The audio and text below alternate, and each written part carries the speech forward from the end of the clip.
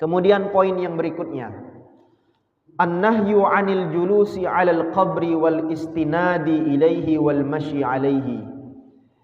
Larangan untuk duduk di pucuk kuburan, larangan untuk bersandar di kuburan, dan larangan untuk nginjek atau melangkahi kuburan. Nah, ini kan kadang-kadang ziarah kubur duduk di pedaburan, duduk di kuburan, atau ketika kita mengantarkan jenazah, ada saudara muslim kita yang melok ngantar jenazah nginjek kuburan orang lain. Ini bagaimana hukumnya dalam sudut pandang Islam? Pertama, penulis kitab ini menyampaikan sabda Nabi SAW dulu sebelum menjelaskan hukumnya. Di sini disebutkan ada hadis yang diriwayatkan dari Amr bin Hazmin. Beliau bercerita, ra'ani Rasulullah sallallahu alaihi wasallam muttaki'an 'alal qabri. Nabi sallallahu alaihi wasallam pernah melihat aku bersandar atau duduk di atas kuburan. Lalu Nabi menegurku. Kata Nabi sallallahu alaihi wasallam, la tu'zi sahiba hadzal qabri aw la tu'zihi. Kata Nabi, wahai sahabat Amr bin Hazm, janganlah engkau menyakiti penghuni kubur ini. Maksudnya, janganlah dengan dudukmu itu engkau menyakiti penghuni kubur ini. Ini teguran dari Nabi yang menunjukkan larangan untuk duduk ataupun bersandar, apalagi nginjek kuburan yang sudah ada. Kemudian hadis yang kedua diriwayatkan dari Sayyidina Abu Hurairah radhiyallahu taala anhu. Nabi bersabda, apa kata baginda Nabi? Kata Nabi, seseorang di antara kalian lebih baik duduk di atas bara api, lalu bara api itu sampai membakar kulitnya, daripada dia mesti duduk di atas kuburan. Hadis riwayat Imam Ahmad dan diriwayatkan oleh Imam Muslim. Hadis ini sahih. Dari dua hadis ini ada tiga pendapat ulama. Ada tiga pandangan ulama bagaimana status kita duduk, bersandar atau nginjek kuburan. Di dalam kitab ini disebutkan pendapat yang pertama, sekedar kita tahu, Pak, supaya kita tidak mudah menyalahkan ketika ada yang berbeda pendapat dengan kita.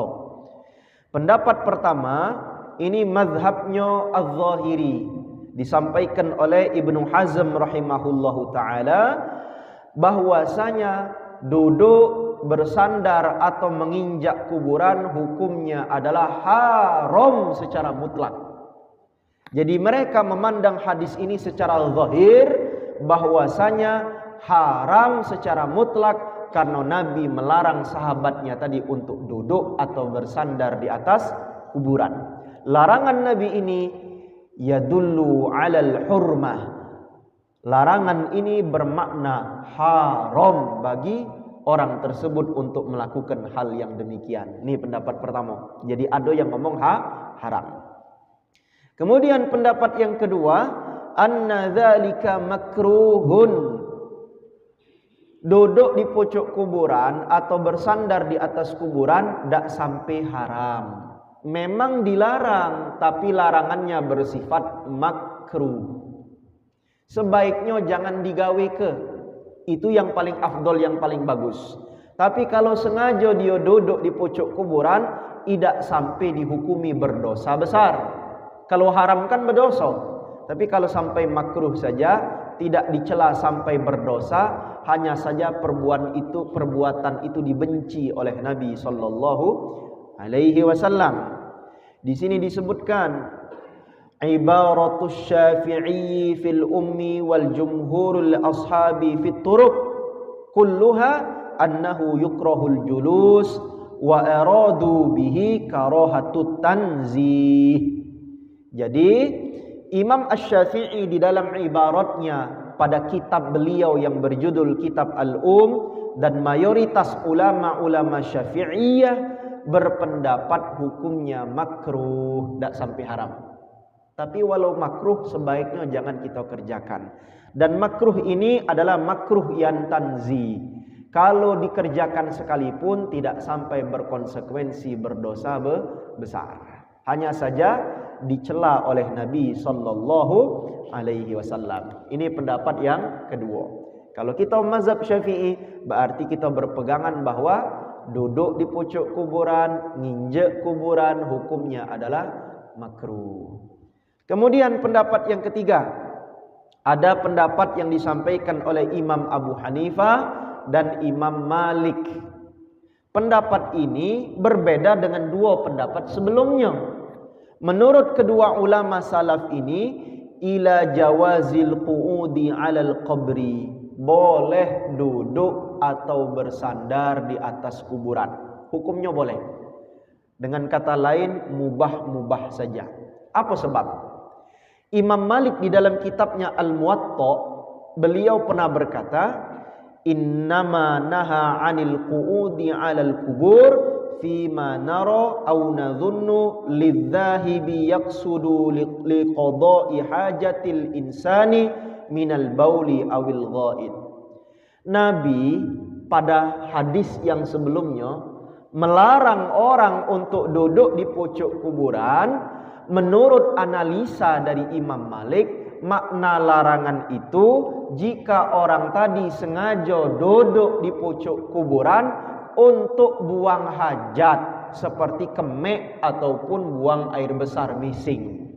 Itu yang dilarang.